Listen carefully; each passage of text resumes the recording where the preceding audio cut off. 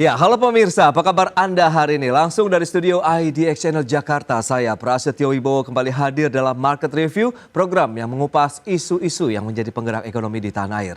Live streaming kami bisa Anda saksikan juga di idxchannel.com. Dan pemirsa, langsung saja kita mulai Market Review selengkapnya.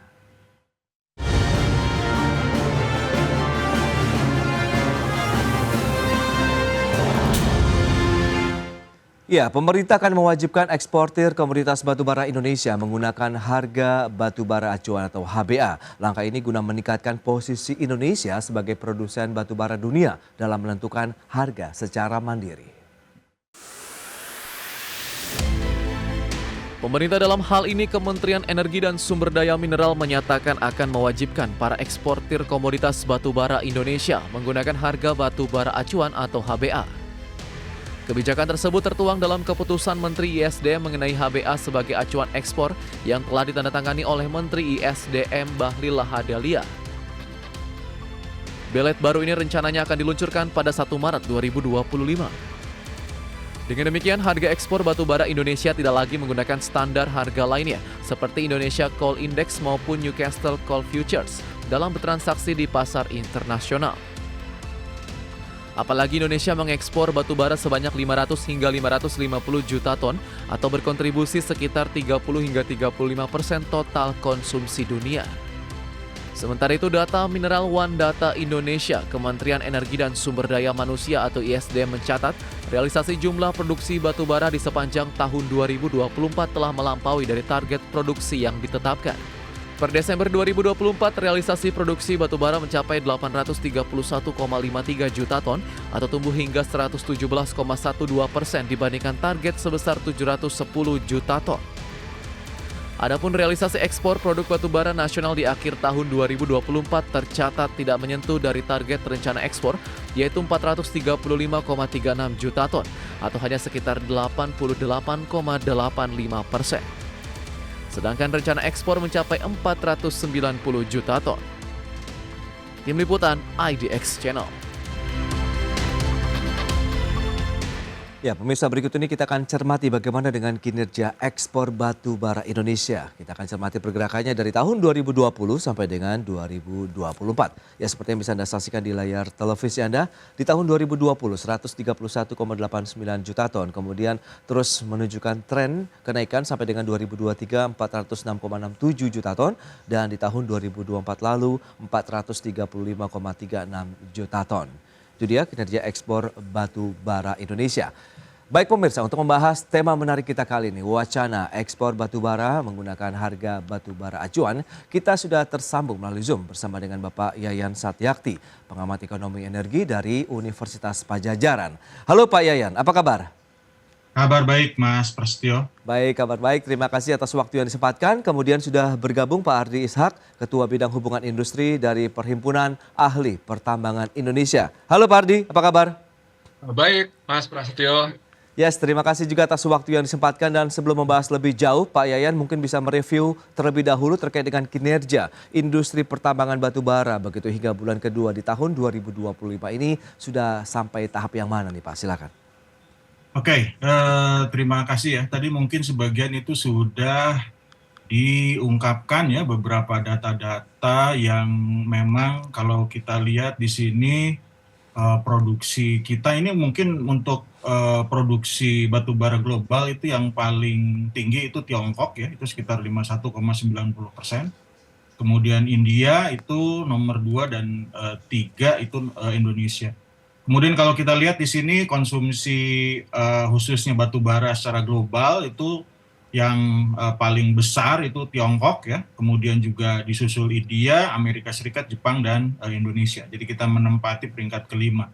Nah kalau ekspor ya itu sudah pasti bahwa Indonesia di sini itu menempati peringkat tertinggi dibandingkan dengan yang lain, di mana itu sekitar 42% ya. Seperti di Tiongkok itu mengimpor dari Indonesia. Nah kalau misalkan kita lihat ya bahwa prospek ke depan bagaimana khususnya coal trade itu secara global kita lihat sepertinya misalkan seperti di beberapa hasil laporan baik itu di United States Information Energy Agency, kemudian dari International Energy Agency ya. Di sana disebutkan bahwa bisnis coal karena melambatnya perekonomian tahun ini dan tahun depannya itu akan mengalami penurunan. Jadi kalau kita lihat di sini bahwa kemungkinan demand-nya akan turun. Nah, kalau kita lihat di sini misalkan seperti harga-harga yang kita lihat misalkan untuk yang Newcastle ya itu sudah turun ya. Kemudian juga itu di kisaran sekitar 105,65 ini selama bulan Januari, kemudian selama bulan Februari itu di kisaran sekitar 102,4 US dollar itu per ton. Nah, kalau misalkan kita bandingkan di sini harga batu bara acuan ya, ini saya kebetulan nih datanya hanya sampai dengan bulan Agustus ya, itu terakhir di kisaran sekitar 115,29 itu tahun 2024 ya, kemudian Juli 130, kemudian Desember Januari 2004 itu sekitar 125,85 US dollar per ton. Nah, kalau misalkan kita bandingkan harga tersebut ini dengan harga FOB ya, di mana bahwa major trading partner kita itu sekarang yang paling besar itu di India ya. India itu rata-rata itu menurut data dari BPS itu dari tahun 2012 ini sampai dengan tahun 2023 itu sekitar 30%. Kemudian yang kedua adalah Tiongkok.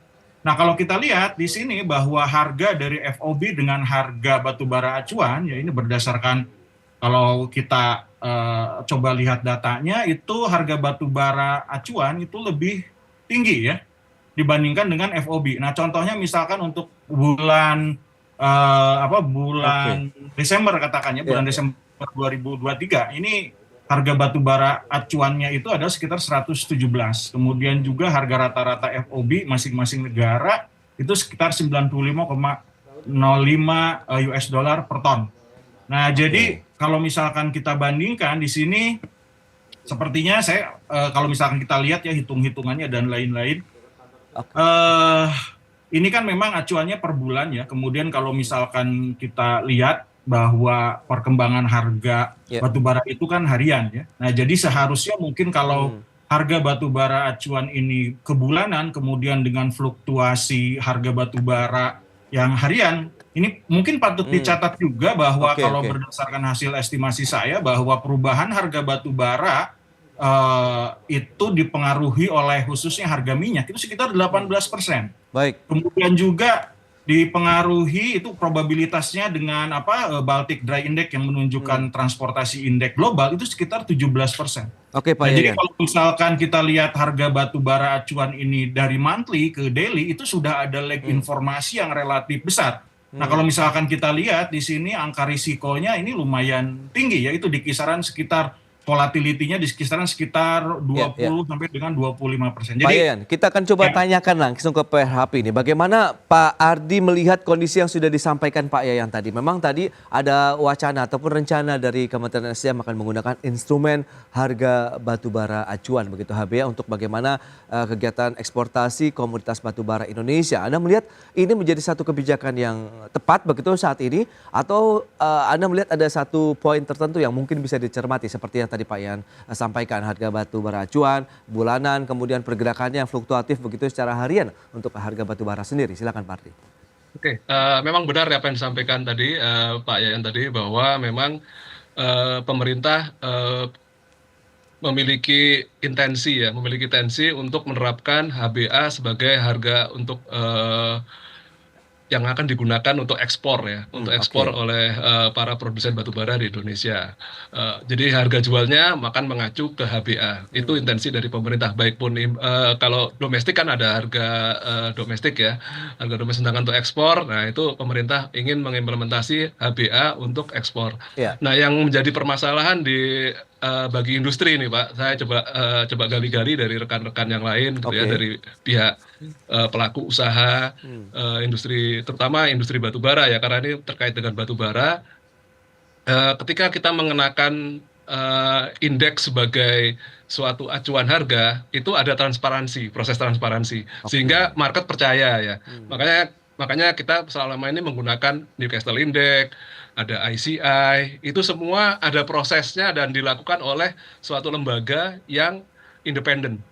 Nah, sementara HBA itu adalah instrumen harga yang dikeluarkan oleh pemerintah, mengacu pada perhitungannya itu katanya pemerintah itu adalah harga rata-rata yang di transaksi yang berjalan di Indonesia ya, berdasarkan laporan dari kita ada sistem MODI ya di pemerintah, itu ada MODI ya. Jadi semua laporan terkait dengan transaksi batubara, baik produksi, progres pekerjaan, kemudian ekspor, domestik, semua terintegrasi dalam satu sistem di Kementerian SDM. Nah, mereka menganggap bahwa HBA ini adalah rata-rata harga yang dilaporkan oleh oleh para produsen. Jadi HBA akan digunakan untuk harga acuan. Nah, cuma proses transparansi ini yang menjadi pertanyaan, bagaimana dengan penetapan HBA? Apakah ini ada intervensi dari pemerintah atau tidak? Ya, kita belum tahu kan. Karena transparansi itu menjadi hal yang penting dalam perdagangan, apalagi kita menyangkut perdagangan yang sifatnya internasional ya, antar negara. Nah, itu yang jadi permasalahan sebenarnya. Baik ya, concern di transparansi dengan penggunaan HBA nanti begitu untuk acuan eksportasi batubara Indonesia. Kita akan lihat seperti apa sebenarnya mekanisme yang membedakan pada saat kita menggunakan HBA, kemudian juga dengan indeks yang selama ini digunakan. Kita bahas nanti di segmen berikutnya. Pak Ardi, Pak Yayan, kita akan jeda dulu sebentar. Pemirsa, pastikan Anda masih bersama kami.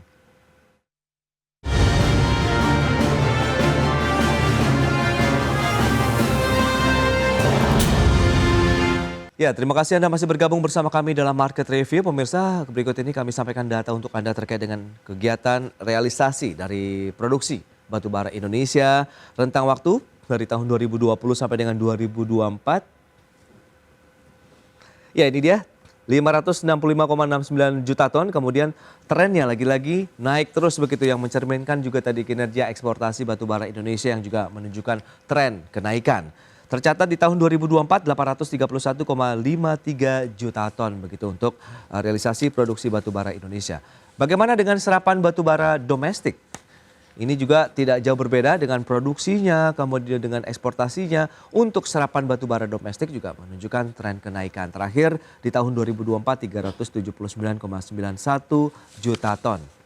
Itu dia beberapa data yang sudah kami sampaikan. Kita lanjutkan kembali perbincangan bersama dengan Bapak Yayan Satyakti, pengamat ekonomi energi dari Universitas Padjadjaran. Kemudian juga ada Bapak Ardi Ishak, Ketua Bidang Hubungan Industri Perhimpunan Ahli Pertambangan Indonesia. Nah, kalau kita cermati dengan beberapa data yang tadi sudah disampaikan, Pak Ardi, Anda melihat seperti apa? Tapi mengingat ini bicara mengenai sektor pertambangan yang memang masih menjadi andalan juga ya untuk penerimaan negara, bisa mendukung juga kegiatan perekonomian Indonesia. Sementara tadi akan ada satu kebijakan baru pengenaan instrumen untuk acuan ekspor batubara Indonesia yang dari sebelumnya indeks acuan dari beberapa indeks di luar negeri kemudian menggunakan HBA. Nah, ini bedanya di bagian yang mana sih, Pak? Ya, tadi seperti yang saya jelaskan sebelumnya ya, yang di bagian perbedaannya yang paling jelas adalah indeks-indeks yang ada yang beredar secara internasional, apa itu ICI, Newcastle, ada Platts, ada apapun lah indeks yang ada itu diterbitkan oleh suatu lembaga yang independen, yang punya kredibilitas tinggi ya, dan diakui oleh semua pihak, baik penjual maupun pembeli, itu pihak yang netral. Gitu kan. Karena mereka menangkap harga itu kan dari market ya, dari transaksi di seluruh penjuru dunia, kemudian terbentuklah mekanisme harga, gitu kan, supply demand, terus ada harga future juga, gitu kan. Nah, itu semua membentuk suatu komponen harga. Dari harga itu orang menetapkan nilai transaksi kontrak. Nah, dari situ maka terjadilah hubungan kontrak antara penjual dan pembeli dengan mereka saling percaya bahwa ini adalah harga yang terbaik yang berlaku di pasar pada saat itu, pada hari itu. Kira-kira begitu. Nah, tentu dengan adanya penetapan HBA menjadi acuan dari harga penjualan di produsen batubara Indonesia, tentu kita akan dalam posisi yang susah. Susah dalam arti kita menjelaskan kepada para buyer kita di luar negeri. Pemerintah saat ini menerapkan aturan seperti ini. mereka pasti akan bertanya kepada kita, itu HBA dari mana asalnya kan? Bagaimana cara menghitungnya? Bagaimana transparansinya? Nah, ini yang menjadi pertanyaan-pertanyaan yang akan dihadapin oleh para eksportir batubara di Indonesia. Baik Pak Ardi. Nah Pak Yayan, transparansi lagi-lagi memang yang menjadi hal yang sangat krusial begitu di Indonesia kalau kita bicara mengenai bagaimana transparansi pembentuk harga begitu ya untuk ekspor batubara Indonesia. Menurut Anda apa yang bisa kita cermati HBA kemudian indeks begitu? Apakah memang momentumnya memang sudah pas begitu? Karena kita tahu dasarnya adalah ya kita tahu kita juga menjadi eksportir batubara terbesar di dunia, menyumbang 35% dari total konsumsi batubara dunia begitu Pak Yayan. Ya, kalau misalkan secara akademis ya kita ada namanya energy finance. Ya. Di sana itu di energy finance itu kalau misalkan kita berbisnis mengenai oil ataupun coal itu ada yang disebut sebagai anticipated risk.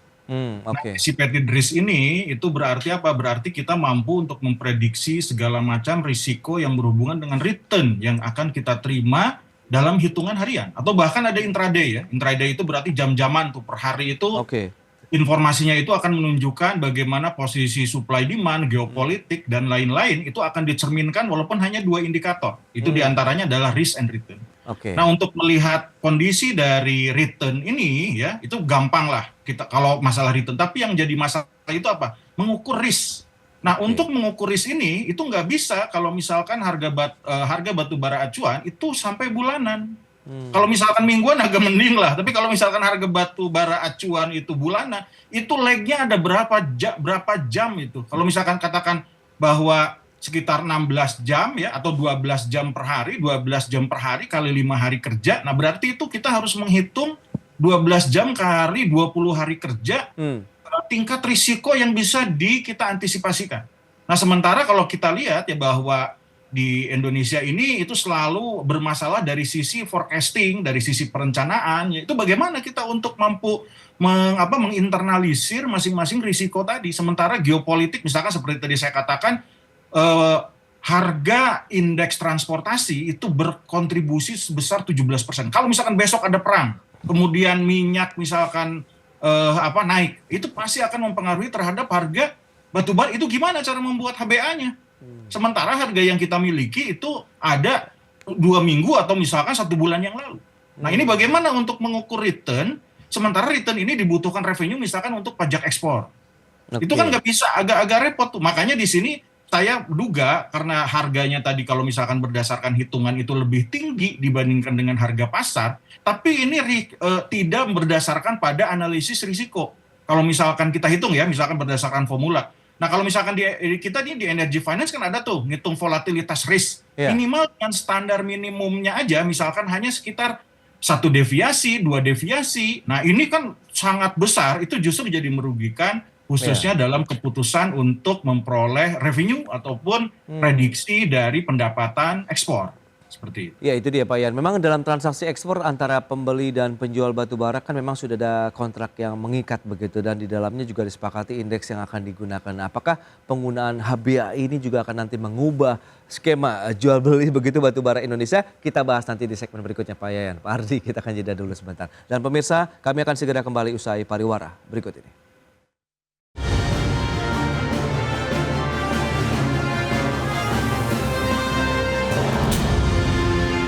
Ya, Anda masih menyaksikan Market Review pemirsa dan kita tahu tadi sempat tertunda kalau kita bicara mengenai transaksi ekspor batu bara antara pembeli penjual begitu sudah ada kontrak yang mengikat, di dalamnya juga disepakati indeks yang akan digunakan itu apa saja. Nah, HBA ini kalau memang nanti akan diterapkan ini akankah ada ya muncul mungkin polemik begitu, kegambangan baru begitu seperti kait dengan skema penjualan batu bara di Indonesia. Nah, Anda Pak Ardi melihatnya bagaimana begitu dari sisi persepsi? Ya, sesuai tadi yang disampaikan oleh pemerintah ya. Pemerintah memang ingin menginisiasi penggunaan HBA sebagai dasar dari penjualan batu bara. Otomatis para produsen batu bara di Indonesia harus menyesuaikannya. Karena pasti mereka sekarang saat ini sudah memiliki kontrak, baik kontrak jangka pendek, kontrak spot ya, spot market jangka pendek, jangka menengah maupun jangka panjang. Tentu ini mesti direnegosiasi ulang karena ada regulasi ini. Nah, tentu nggak gampang ya merenegosiasi ulang ini, karena kan butuh penjelasan. Kita butuh menjelaskan kepada buyer masing-masing buyer apa yang menjadi dasar dari renegosiasi ulang dari referensi harga batubara yang akan digunakan. Nah, ini pasti mereka akan menghadapi kesulitan-kesulitan untuk dalam melakukan negosiasi ini.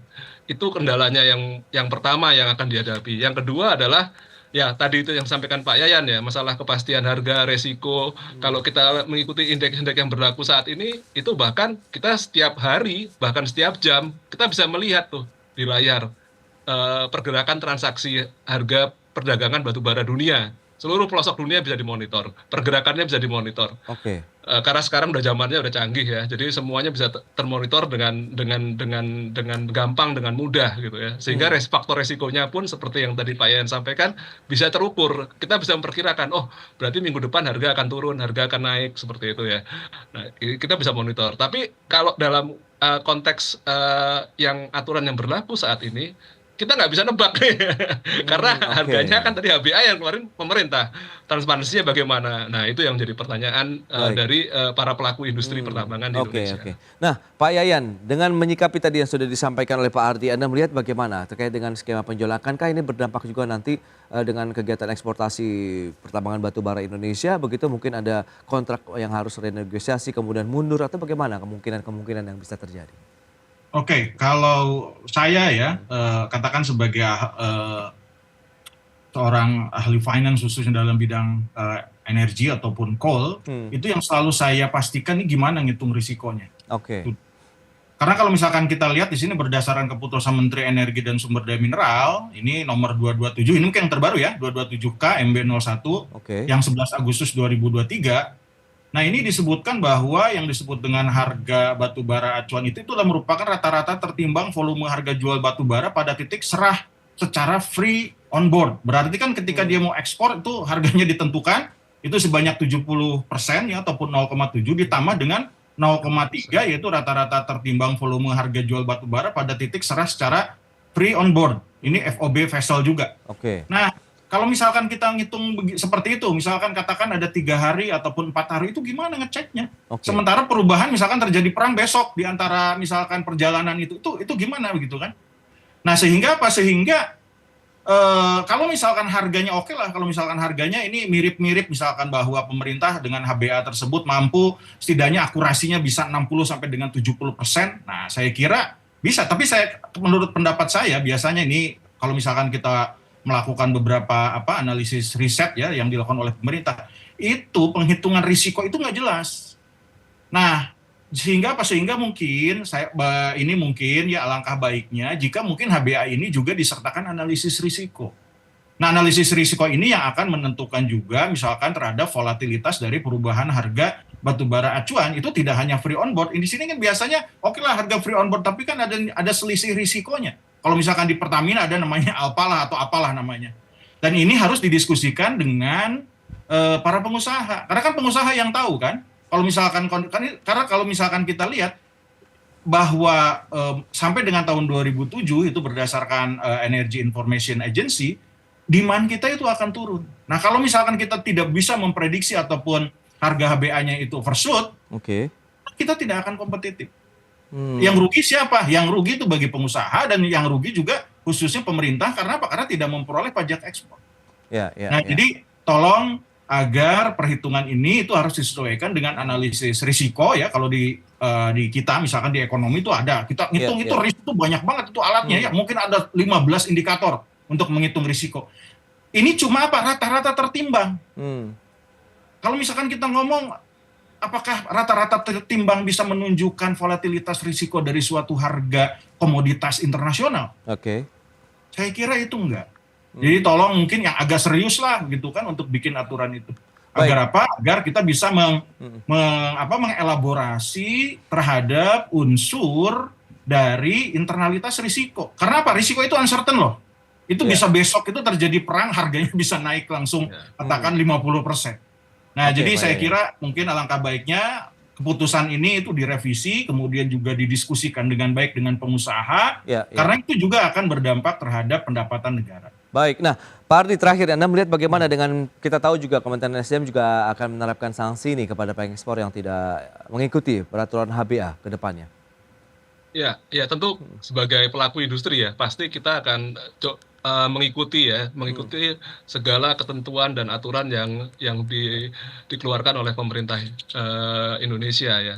Cuma ada hal lain ya yang perlu dipertimbangkan adalah industri batu bara ini sekarang sedang menghadapi suatu tantangan yang cukup besar ya. Oke. Pertama adalah tadi ini yang kita bahas terkait dengan penentuan harga HBA. Kedua adalah penurunan harga. Trennya sekarang menurun. Jadi di tahun lalu, di bulan Januari tahun lalu itu harga mungkin sekitar 150, 160, 170. Hari ini harga itu udah di bawah 100. Oke. Tadi saya sempat lihat indeks sebentar, itu udah 99 harganya. Jadi kita sudah dalam setahun kita udah loss sekitar 60-70 dolar gitu kan. Itu udah hilang. Jadi sekarang kita sedang ada di harga di bawah 100 dolar US dollar per ton. Dan yang ketiga adalah tantangan bahwa pemerintah memperlakukan DHE, dana hasil ekspor, itu 100%. Ditahan di rekening bank pemerintah selama 12 bulan. Ini kan beban-beban yang harus ditanggung oleh industri pertambangan, terutama industri batubara. Oke. Nah, dengan adanya tambahan-tambahan yang seperti ini dan posisi kita sedang dalam posisi yang lemah ya, tentu akan memberikan beban berat bagi para pengusaha industri pertambangan. Nah, ini harus menjadi consider. Harusnya kita dikasih insentif atau support gitu ya untuk menghadapi tantangan kan. Ini malah bebannya terus ditambah terus. Nah, ini rasanya pemerintah harus mempertimbangkan hal-hal apa lagi ini yang bisa dilakukan untuk membantu industri ini. Berarti memang perlu duduk bersama lagi nih antara pemerintah, pelaku usaha, begitu pemangku kepentingan lainnya di sektor pertambangan batu bara. Sehingga tadi bisa merumuskan satu kebijakan yang win-win solution lah bagi pelaku industrinya, kemudian bagi negara juga begitu dari sisi penerimaan, kemudian bagaimana posisi Indonesia juga sebagai produsen batu bara terbesar di dunia. Baik, sayang sekali waktu terbatas ini Pak Yayan. Terima kasih banyak atas update informasi yang sudah diberikan kepada pemirsa. Kemudian Pak Ardi, terima kasih juga atas informasi yang disampaikan kepada pemirsa pada hari ini. Selamat melanjutkan aktivitas Anda kembali. Salam sehat. Sampai berjumpa kembali Pak Yayan, Pak Ardi.